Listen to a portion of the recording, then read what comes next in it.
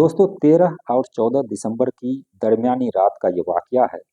13 दिसंबर 2024 को एक लड़का अपनी गर्लफ्रेंड से मिलने की प्लानिंग रच रहा होता है। हालांकि बात उससे पहले से हो रही थी, लेकिन उसे मिलने के लिए कोई भी टाइम जो है नहीं निकल पा रहा था, ना तो लड़की को ना ही लड़के को। आखिर ये लोग मिले तो मिले कैसे? क्योंकि उस लड़के के घर से दूरी जो है उस लड़की की घर की दूरी 20 किलोमीटर की थी, इसलिए ये लोग मिल नहीं पा रहे थे। ये लोग बड़ी मुश्किल से एक दिन आता है 13 दिसंबर 2024, उस दिन ये लोग मिलने की प्लानिंग रचते हैं। लड़के को समझ में नहीं आ रहा था कि कैसे अपनी गर्लफ्रेंड को इम्प्रेस करे, ताकि पहली बार में ही इम्प्रेस करे और उसे वो ज़िंदगी भर नहीं भूल पाए।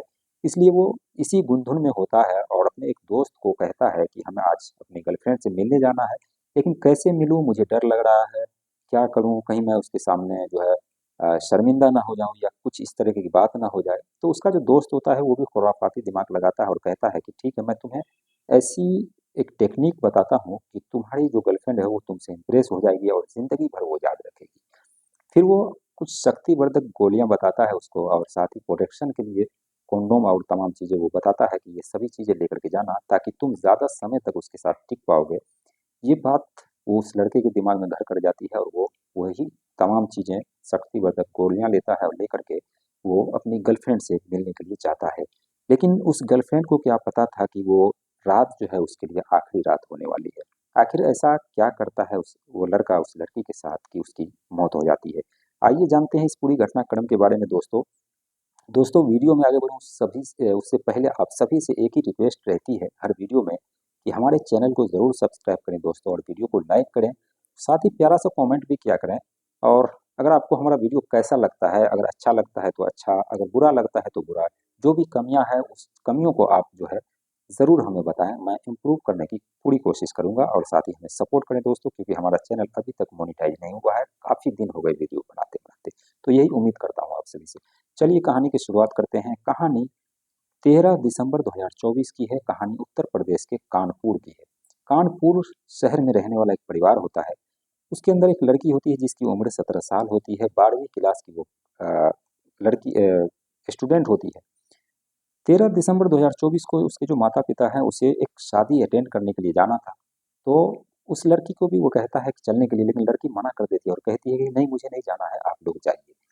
अब उसके जो माता पिता है होते हैं वो शाम को निकल जाते हैं और लड़की घर पर अकेली होती है। लड़की का जो बड़ा भाई होता है उसी के घर से थोड़ी थोड़ी ही दूरी पर उसका घर होता है, क्योंकि शादी उसकी हो चुकी थी, बच्चे भी हो चुके थे, तो वो अलग हो गया था। उसके यहाँ जाती है और कहती है कि एक जो तुम्हारी बेटी है, यानी कि उसकी जो भतीजी है 5 साल जिसकी उम्र है, उसको हमारे पास भेज दो सोने के लिए, क्योंकि मैं अकेली हूँ। माता पिता जो वो चले गए हैं शादी अटेंड करने के लिए, वो भी भेज देते हैं बच्ची को, आकर के ये लोग सो जाते हैं। अब लड़की अपने जो उसकी जो दोस्त हैं बॉयफ्रेंड है उससे बात करती है और कहती है कि हाँ सब, यानी कि लाइन क्लियर है और मेरे घर घर के अंदर कोई नहीं है, मैं अकेली हूँ, मेरी एक छोटी सी भतीजी है, तो तुम अब आ सकते हो। अब उस वो लड़का, क्योंकि वो पहले से इंतजार में था, क्योंकि वो तमाम चीज़ें शक्तिवर्धक गोलियाँ और टैबलेट तमाम चीज़ें वो ले रखा था, फौरन बाइक उठाता है और आ जाता है अपनी महबूबा के घर कानपुर। उसके घर से 20 किलोमीटर दूरी पर वो लड़का रहता था। जब वो आता है तो फिर अब घर के अंदर जाता है, तमाम खाने पीने की चीज़ें होती है, तमाम चीज़ें होती है। ये सभी चीज़ होने के बाद अब ये जो लड़का है वो शक्तिवर्धक गोलियाँ खा लेता है। खाने के बाद अब उसका जो अंदर का शैतान है वो जागता है और अपनी गर्लफ्रेंड के साथ वो रिलेशन बनाना शुरू करता है, संबंध बनाना शुरू करता है। उसके तन से एक-एक कपड़े वो उतार देता है। कपड़े उतारने के बाद ये दोनों बिल्कुल नग्न होते हैं, क्योंकि घर के अंदर कोई नहीं था, ठंडी का भी मौसम था, लेकिन इसके बावजूद वो उसके साथ पूरी नग्न अवस्था में उसके साथ रिलेशन बनाता है। कई घंटे तक रिलेशन बनाता है, जिससे वो जो लड़की होती है और जिसकी उम्र महज 17 साल होती है, वो टिक नहीं पाती है उसके सामने। और क्योंकि उसने शक्तिवर्धक गोली खाई थी इसलिए वो थक नहीं रहा था और लगातार उसके ऊपर प्रहार, अपनी मर्दानगी ताकत जो है वो दिखाया जा रहा था। एक बार तो होता है, लेकिन उसके बाद फिर थोड़ी देर बाद ये लोगों को ठंडी लगती है, फिर आग जलाते हैं लोग, आग तापते हैं। तापने के बाद फिर से वही सिलसिला शुरू हो जाता है। लड़की मना करती रही होगी, लेकिन ये लड़का नहीं मानता है क्योंकि इसने शक्तिवर्धक गोलियां खाई।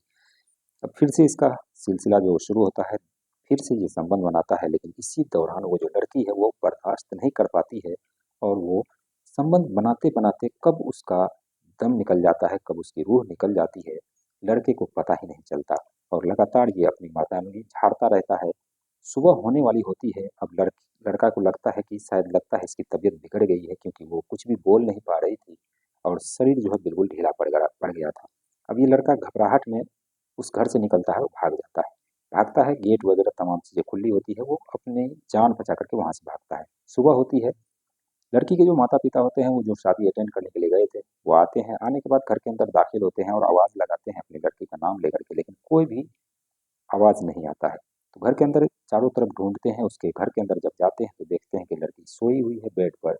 उसके तन पर एक भी कपड़ा नहीं है, ना तो कोई रजाई है, ना तो कुछ भी नहीं।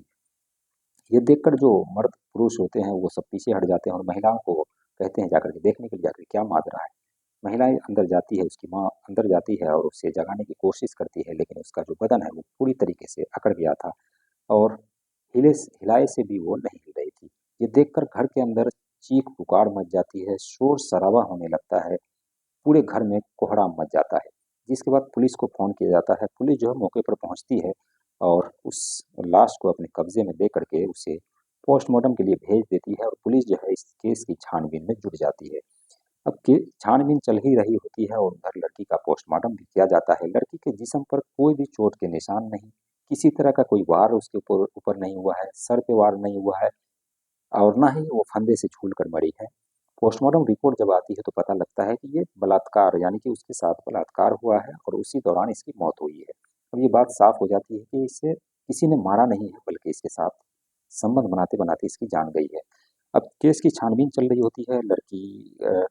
घर के लोगों से पूछा जाता है किसी लड़के से इसका अफेयर था या नहीं था, तो कुछ भी सामने नहीं आता है। अब पुलिस छानबीन कर ही रही होती है कि उसकी जो भतीजी, जो कि 5 साल का, मैंने बताया कि उसकी भतीजी भी उसके पास सो रही थी, उसको बच्चे को बुलाया जाता है, उससे पूछताछ की जाती है। अब 5 साल का बच्चा क्या ही बताए, फिर भी उसने बताया कि हाँ एक लड़का आया था। अब पुलिस उस लड़के की तलाश में जुट जाती है और लड़की का मोबाइल नंबर अब खंगालना शुरू कर देती है। लड़की का जो मोबाइल नंबर खंगालती है पुलिस, तो उसका जो अंतिम जिस नंबर पे बात हुआ था उस नंबर को पुलिस जो है वो ट्रेस करती है। तो पता लगता है उस लड़की के घर से 20 किलोमीटर दूर, यानी कि कानपुर से 20 किलोमीटर दूर एक दीपक नाम का लड़का होता है और उसी लड़के ने इस लड़की से आखिरी बार बात की थी। अब उस लड़के को वहाँ से उठाया जाता है, उठाने के बाद पुलिस स्टेशन लाया जाता है, उससे पूछताछ की जाती है, लेकिन वो कुछ भी बताता ही नहीं है। आखिरकार पुलिस को अपना रवैया दिखाना पड़ता है, जिसके बाद वो लड़का बताता है कि हाँ, जो उस लड़के का जो मोबाइल नंबर था उसका लोकेशन भी, आखिरी लोकेशन वही था उस रात जिस रात ये कांड हुआ था। तो उस लड़के से पूछताछ होती है, फिर लड़का बताता है कि हाँ मैंने इससे मिलने के लिए तो आया था, मेरा मारने का कोई भी प्लानिंग नहीं था, लेकिन कब वो मर गई, कब उसकी तबीयत बिगड़ी मुझे पता ही नहीं चला और मैंने शक्तिवर्धक गोली और प्रोटेक्शन के लिए वो जो चीज़ें होती है कॉन्डोम, वो सब मैंने लेकर के आया था और उसके साथ सिर्फ 2 ही बार संबंध बनाया हूँ पूरी रात में, और कब वो मर गई मुझे पता ही नहीं लगा। सुबह जब होती है तो मैं जल्दबाजी में देखता हूँ उसको, जगाता हूँ, जगती नहीं है, मैं वहाँ से भाग लेता हूँ। और जिसके बाद उसके माता पिता आते हैं और ये घटना सामने आ जाती है। उस लड़के को गिरफ्तार कर लिया गया है, उस पर पॉक्सो एक्ट का धारा भी लगाया गया है, क्योंकि भले ही लड़की की सहमति से वो आया हो, लेकिन वो लड़की की उम्र नाबालिग थी, 18 साल से कम थी, इसीलिए उस लड़के के ऊपर पॉक्सो एक्ट और साथ ही मर्डर का चार्ज भी लगता है। अब उसे जेल की सलाखों के पीछे ही रहना होगा, क्योंकि उसने कृत्य ही ऐसा किया है।